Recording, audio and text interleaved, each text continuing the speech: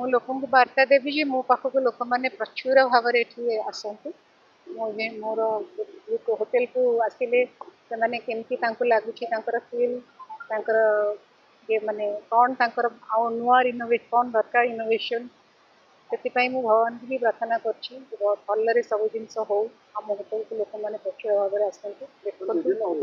बहुत स्पेशल हूँ मोर यहाँ एत बड़ प्रॉपर्टी अच्छी लोक मान सब प्रकार सुविधा रखाई जमती कि आमर बैंक्वेट हॉल अच्छी ओपन लॉन अच्छी आ सहित बहुत जिनस अवेल करने फूड कोर्ट्स अच्छी